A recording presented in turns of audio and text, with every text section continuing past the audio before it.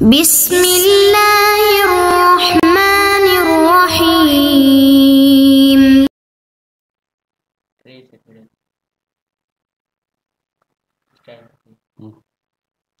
اعوذ باللہ من الشیطان الرجیم. بسم اللہ الرحمن الرحیم وبہ نستعین. ہماری گفتگو لمعہ ششم کے کتاب المیراث میں، اور الحمدللہ اس کتاب المیراث کی 2 فصل آپ پڑھ چکے. آج تیسری فصل شروع کر رہے ہیں، اور اس تیسری فصل میں بھی لگ بھگ کوئی 4 درس کے قریب ہوں گے. وہ پھر بھی دیکھتے ہیں، لیکن اندازہ یہ ہے کہ 4 درس اس میں ہوں گے. تو یہ تیسری فصل جو ہے وہ ولا کے بارے میں ہے. ولا کا لفظی ترجمہ تو یہ ہے جناب قرب اور دنو، یعنی کسی کا قریب ہونا.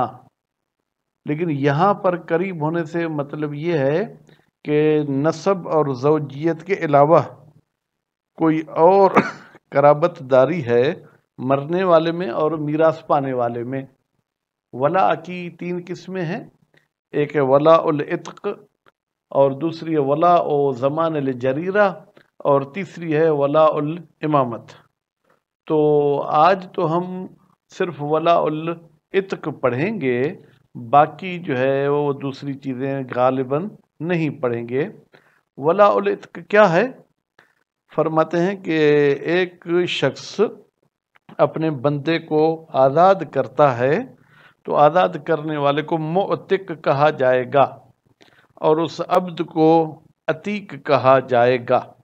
اب اگر اس عتیق کا کوئی بھی مرنے کے بعد وارث نہیں ہے تو کہتے ہیں یہی معتق اس کا وارث ہوگا. کیوں؟ اس ولا کی وجہ سے، یعنی اس کے درمیان جو قرب تھا، یعنی وہ اس کا بندہ تھا، پھر اس نے اس کو آزاد کیا، تو یہ ولا العتق کی وجہ سے جناب اس کا وارث بنے گا. لیکن ایک شرط یہ ہے کہ اس کو کسی واجب وجہ سے آزاد نہ کیا ہو، کسی مجبوری کی وجہ سے آزاد نہ کیا ہو، بلکہ تبرعاً ایک احسان کرتے ہوئے اس کو آزاد کیا ہے. مثلا اگر اس نے کوئی کفارے کی صورت میں بندہ آزاد کرنا تھا اور اس نے کفارے کی وجہ سے بندے کو آزاد کیا، اب وہ بندہ اگر مر بھی جائے تو یہ اس کا جو ہے کیا ہے وہ ولا المعتق نہیں بن سکتا.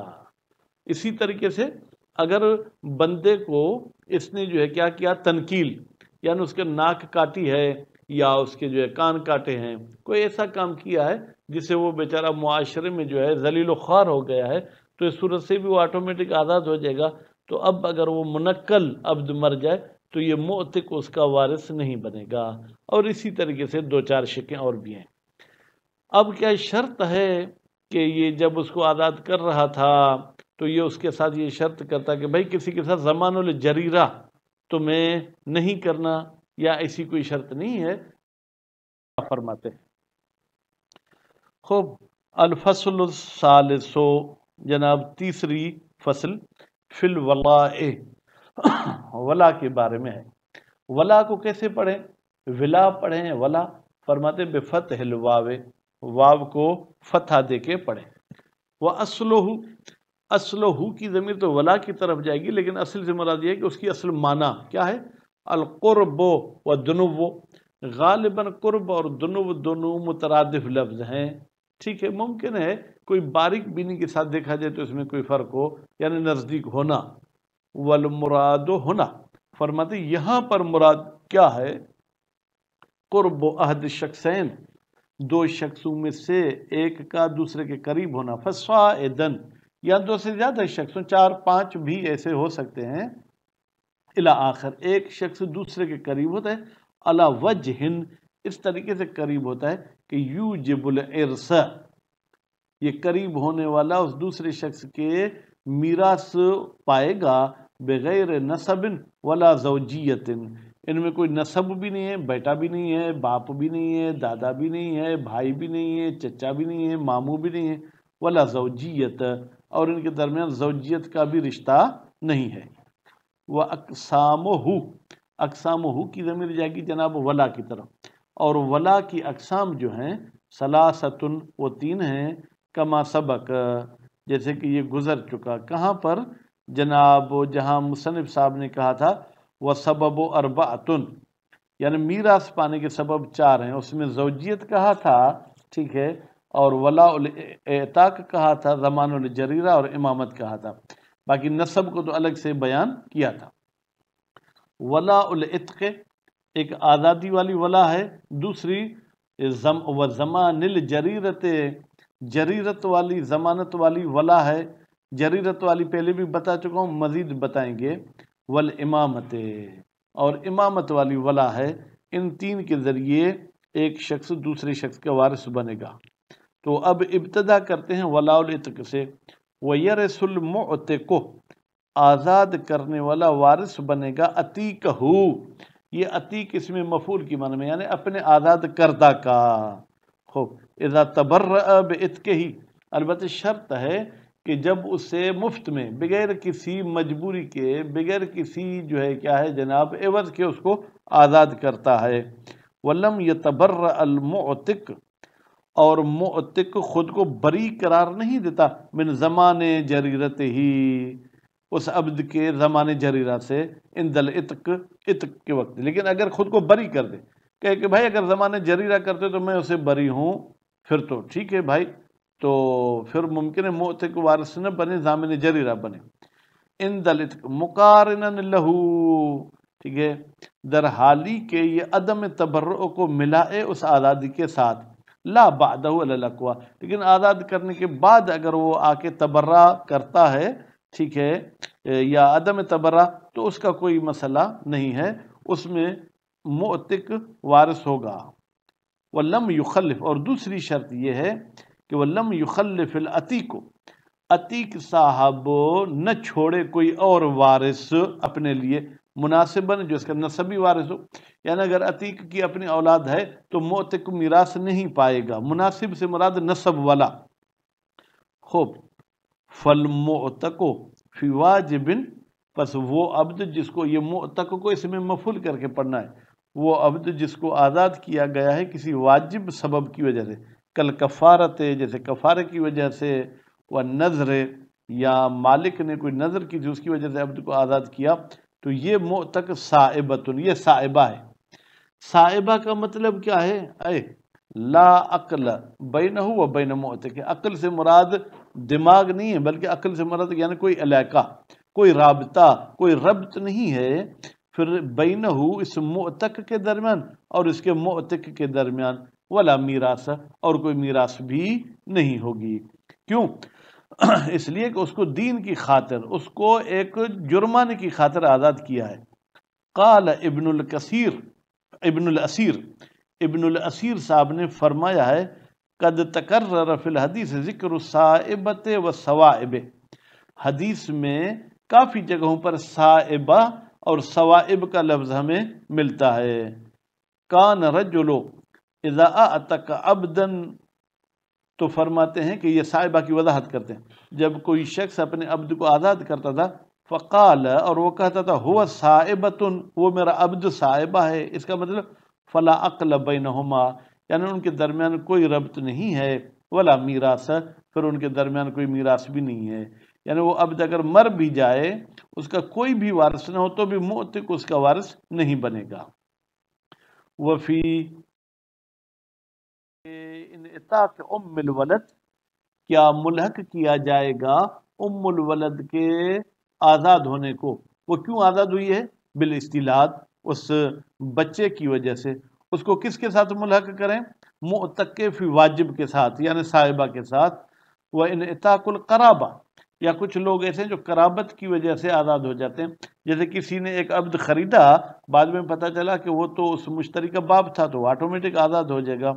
وشراء العبد نفسہ، یا کوئی عبد کہیں سے اس کو کوئی تحفہ ملتا ہے، کہیں سے کوئی بندہ اس کو کہتا ہے کہ یہ پیسے لو اور جاؤ خود کو آزاد کراؤ، لو اجزنا ہو، اگر ہم اجازت دیں کہ عبد اپنے آپ کو خرید سکتا ہے، بالعتق، کیا ان کو، یعنی انعتاق ام ولد کو اور انعتاق قرابت کو اور شرع عبد کو ملحق کریں گے عتق واجب کے ساتھ، تو پھر یعنی کیا ان کا معتق وارث نہیں بنے گا۔ اب تبرع، یا ان کو ملحق کریں گے تبرع کے ساتھ، قولان، اس میں 2 قول ہیں، اجودہما الاول، دو قول میں سے اچھا قول پہلا ہے، یعنی ان کو اتق واجب کے ساتھ ملحق کریں گے، نتیجے میں معتق وارث نہیں بنے گا۔ لعدم تحقق الاعتاق، اس لیے کہ یہاں پر اعتاق وجود میں نہیں آیا، الذی هو شرط ثبوت الولاء، وہ اعتاق جو شرط ہے ولا کے ثابت ہونے کا، کیونکہ یہ تو آٹومیٹک گویا کہ آزاد ہو گئے ہیں۔ وقضا، اور اسی طریقے سے معتق واجب کی طرح لو تبرأ المعتق تبرؤا من زمان الجریرہ، اگر معتق خود کو بری کر دیتا ہے وہ بھی کسی مجبوری کے بغیر زمان جریرہ سے اعتاق کے وقت، تو بھی وہ جو ہے اس کا وارث نہیں بنے گا۔ وَإِن لَمْ يُشْهِدْ عَلَى التَّبَرِّ، اگرچہ وہ شاہد نہ کھڑے کرے اپنے اس تبری والے عمل پر، شاہدین دو شاہد، علی اصح القول، کیوں؟ للأصل، اصل کیا ہے؟ عدم اشتراط شاہدین، کہ بھائی دو شاہد کا کھڑا کرنا شرط نہیں ہے۔ وَلِأَنَّ الْمُرَادَ مِنَ الْإِشْهَادِ، اور دوسرا یہ کہ ہمارا مطلب اشہاد سے کیا ہوتا ہے؟ الاثبات عند الحاکم، کہ ہم حاکم کے نزدیک تبری کو ثابت کر سکیں، لا ثبوت فی نفسہ ہی، لیکن اصل ثبوت کے لیے بینہ و بین اللہ کہ یہ تبری ہوئی ہے، اس کے لیے شاہدوں کا ہونا ضروری نہیں ہے۔ وہ جماعت، اور نظریہ دیا ہے شیخ توسی نے اور ایک جماعت نے، الا اشتراط ہی، کہتے ہیں کہ بھائی شاہدین کا ہونا ضروری ہے، اشہاد ہونا ضروری ہے۔ لصحیحۃ ابن سنان عن صادق علیہ السلام، انہوں نے ایک روایت صحیحہ نقل کی ہے جناب ابن سنان کی امام جعفر صادق علیہ السلام سے، وہ کیا ہے؟ من اعتق رجلا صائبۃ، وہ شخص جو آزاد کرتا ہے ایک مرد کو صائبہ کے عنوان سے، فلیس علیہ من جریرتہ شیء، تو اس شخص پر اس کے جریرہ میں سے کوئی چیز بھی نہیں ہوگی، ولیس لہ من المیراث شیء، اور اس کے لیے کوئی میراث بھی نہیں ہوگی، ولیشہد علی ذلک، شاہد مثال اس میں ہے کہ اس بندے کو شاہد ٹھہرانے چاہیے، علی ذلک، اپنے اس تبری والی بات پر۔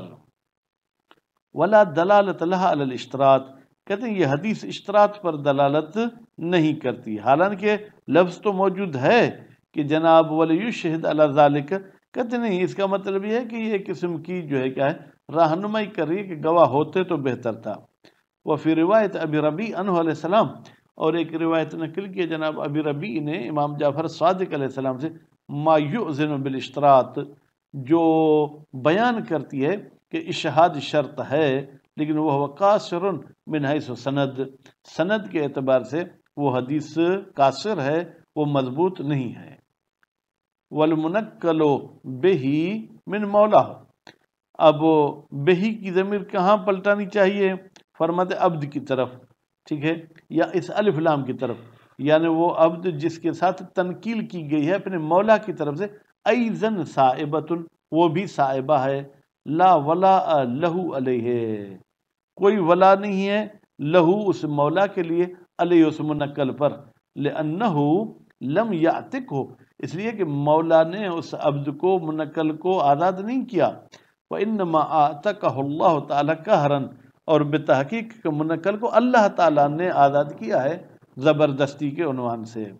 وَمِثْلُهُ، اس منقل کی طرح، من ان اتقہ، وہ بندہ جو آزاد ہو جائے، بے ایک آدن، وہ زمین گیر ہو گیا، چل پھر نہیں سکتا، او امین، یا وہ اندھا ہو گیا ہے، او جزامن، یا وہ اس کو بیماری جزام والی ہو گئی ہے، او برسن، یا اس کو برس والی بیماری ہو گئی ہے، اند القائل بہی، البتہ یہ اس صورت میں ہے جب ان اسباب کی وجہ سے کوئی قائل ہو، تو لاشتراک الجمیع فی العلت، یہ سب کے سب آزاد ہونا علت میں کیا ہے، وہ مشترک ہے۔ وہ علت کیا ہے؟ وہی عدم اعتاق المولا، وہ یہ کہ مولا نے تو آزاد نہیں کیا بلکہ ان کو اللہ نے آزاد کیا ہے۔ وقد قال صلی اللہ علیہ وآلہ وسلم، جبکہ رسول اکرم نے فرمایا، الولاء لمن اعتق، بھائی ولا اس کے لیے ہے جو خود آزاد کرے، لیکن جو اس پر آٹومیٹک عبد آزاد ہوتے ہیں اس میں معتق کے لیے کوئی ولا نہیں ہے۔ تو الحمدللہ فصل ثالث ولا کے بارے میں تھا۔